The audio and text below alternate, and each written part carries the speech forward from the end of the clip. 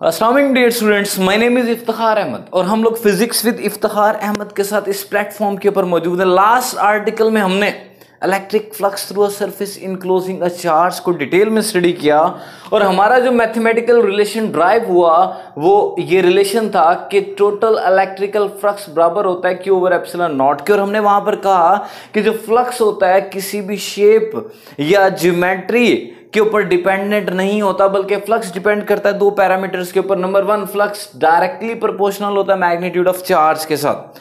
Charge का magnitude ज्यादा होगा तो सर नंबर ऑफ लाइंस ज्यादा होंगी, फ्लक्स ज्यादा पास करेगा। चार्ज का मैग्नीट्यूड कम होगा तो नंबर ऑफ लाइंस कम होंगी, फ्लक्स कम पास करेगा। नंबर टू, ये जो टोटल इलेक्ट्रिकल फ्लक्स होता है डिपेंड करता है नेचर ऑफ मीडियम के ऊपर। अगर मैं मीडियम ले आऊंगा कि मीडियम के आ जाने से क्या होगा सर, फोर्स ब्लॉक होगी। फोर्स ब्लॉक होगी तो नंबर ऑफ लाइंस रिड्यूस हो जाएंगी, नंबर ऑफ लाइंस रिड्यूस हो जाएगी तो फ्लक्स रिड्यूस हो जाएगी। इसके ऊपर हमने डिटेल के अंदर बात की थी। अब सर हमने जो चीज पढ़नी है that is Gauss's law. What is Gauss's law? Gauss's law ये कहता है कि किसी भी सरफेस में से गुजरने वाला जो फ्लक्स होता है, flux passing through any close surface is equals to 1 over epsilon not times of total charge enclosed के ये बराबर होता है। इसको हम बोलते हैं Gauss's law. Total electrical flux passing through any surface is equals to 1 over epsilon naught times of total charge enclosed is called as Gauss's law। अब हम इस चीज को ड्राइव करते हैं। इस चीज को ड्राइव करने के लिए एक दूसरी डेफिनेशन भी है, उस डेफिनेशन को मैं लास्ट में पढ़ूंगा और लास्ट में जस्टिफाई करूंगा। ये जो डेफिनेशन है ये हमारी एक्सरसाइज का शॉर्ट क्वेश्चन भी है, इसको हम बाद में देखते हैं। तो पहले मैं ये रिलेशन ड्राइव कर लेता हूं जो कि हमारी पहली डेफिनेशन है। इसके लिए मैं सपोज करता हूं कि मेरे पास कोई भी आर्बिट्रेरी या कोई भी रैंडम, कोई भी इर्रेगुलर शेप है लेकिन क्लोज शेप है। सर इर्रेगुलर क्यों बोल रहे हैं? मैं इसको कोई नाम नहीं दे पा रहा, मैं इसको क्यूब नहीं बोल पा रहा, मैं इसको क्यूबाइड नहीं बोल पा रहा, मैं इसको सिलेंडर नहीं बोल पा रहा क्योंकि ये एक इर्रेगुलर सी सरफेस है। तो इसके अंदर मौजूद क्या है? इसके अंदर रैंडमली चार्ज मौजूद है। इसके अंदर एक जो चार्ज है उसका मैग्नीट्यूड Q1 है, दूसरा Q2 है, तीसरा Q3 है एंड सो ऑन। इसके अंदर जो आखिरी चार्ज है उसका मैग्नीट्यूड Qn है। सर होगा क्या? होगा ये, चूंकि ये पॉजिटिव चार्ज है इसकी अपनी लाइनें होंगी और पॉजिटिव के केस में लाइंस होती हैं आउटवर्ड, इसकी लाइंस आउटवर्ड होंगी जो कि इस सरफेस में से पास करेंगी। Sir what about this? ये भी पॉजिटिव है, इसकी लाइंस भी आउटवर्ड होंगी। इसकी लाइंस अगर आउटवर्ड होंगी तो वो भी इसमें से पास करेंगी। सर ये पॉजिटिव को रिपेल करेगा तो इसकी लाइंस कर्व्ड जरूर होंगी, लेकिन sir total number of lines जो होंगी हम क्या करेंगे, इसकी सबकी लाइंस को ऐड कर देंगे तो हमारे पास टोटल नंबर ऑफ लाइंस आ जाएंगी।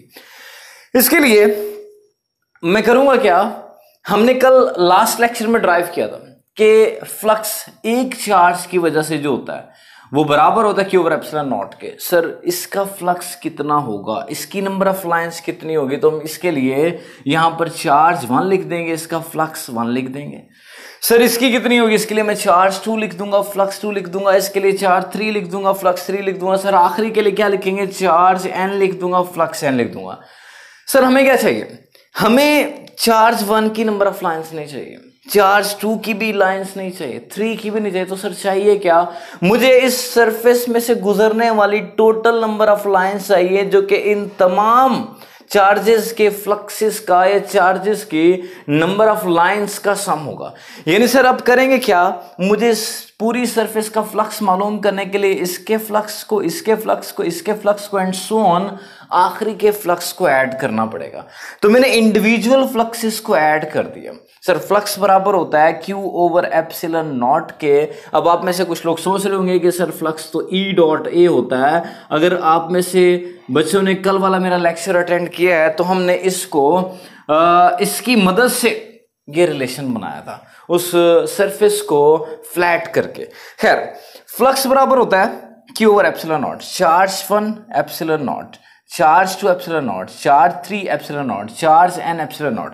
अब डिनोमिनेटर में से एक चीज कॉमन आ रही है, डिनोमिनेटर में से अगर कोई चीज कॉमन आ जाए तो हम उसको 1 ओवर की फॉर्म में लिखते हैं। न्यूमिनेटर में तो एज इट इज लिख देते हैं, डिनोमिनेटर में से कुछ कॉमन आ रहा हो तो हम उसको 1 ओवर की फॉर्म में ई एप्सिलॉन नॉट जो कि परमिटिविटी ऑफ फ्री स्पेस होती है कॉमन आ रही है, इसको कॉमन हमने लिख लिया 1 ओवर की फॉर्म में। सर व्हाट अबाउट दिस, ये क्या है जो ब्रैकेट में या पैरेंथेसिस के अंदर मैंने लिखा है, ये Q1 plus Q2 plus Q3 plus Qn, असल में ये इस सरफेस के अंदर मौजूद चार्ज का सम है जिसको मैं नेट चार्ज बोलूँ। मैं रिपीट कर देता हूँ, अगर मैं इस चार्ज के मैग्नीट्यूड को, इसके मैग्नीट्यूड को, इसके मैग्नीट्यूड को एंड सो ऑन, इसके मैग्नीट्यूड को ऐड कर दूंगा तो मेरे पास ये जो क्लोज सरफेस है, इरेगुलर सरफेस है, इसमें मौजूद या इसमें इनक्लोज्ड नेट चार्ज आ जाएगा। मैं कहना ये चाहता हूं कि ये जो पैरेंथेसिस के अंदर चीज लिखी हुई है ये सिर्फ चार्ज नहीं है बल्कि चार्ज का सम है जिसको हम लोग बोलते हैं नेट चार्ज। सर इसकी जगह पर आप नेट चार्ज भी लिख सकते हैं, इसकी जगह पर मैं कैपिटल Q भी लिख सकता हूं, इसकी जगह पर मैं नेट चार्ज या कैपिटल Q लिख सकता हूं।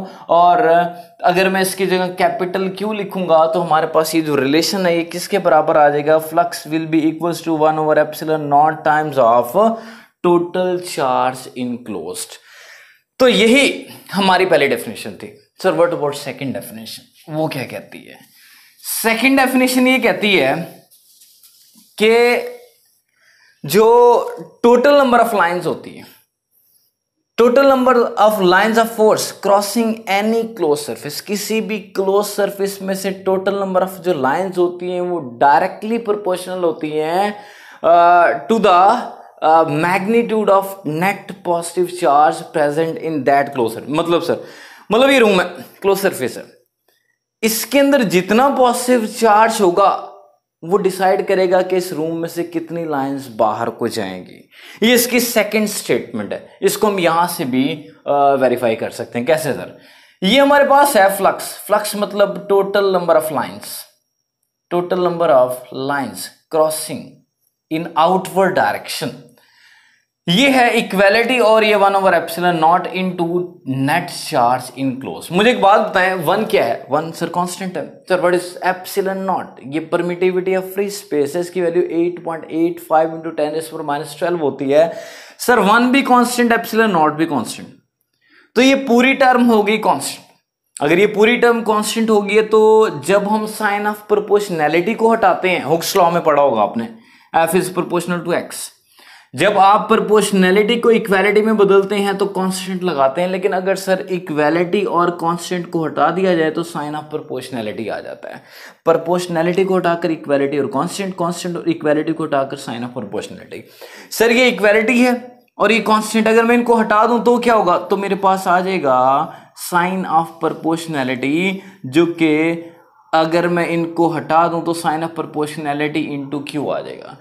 तो हमने गॉसेस लॉ को पकड़ा, फ्लक्स नंबर ऑफ लाइंस हैं जो कि किसके प्रोपोर्शनल आ रही हैं, net charge enclose by that surface. यही दूसरी डेफिनेशन है कि एलिमेंट हमको दो एक एमसीक्यूज कर लेते हैं।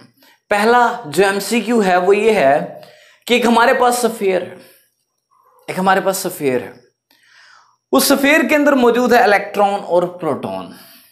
इलेक्ट्रॉन का flux number of lines inward होंगी, प्रोटॉन की नंबर ऑफ लाइंस आउटवर्ड होगी। सर चाहिए क्या? फ्लक्स चाहिए।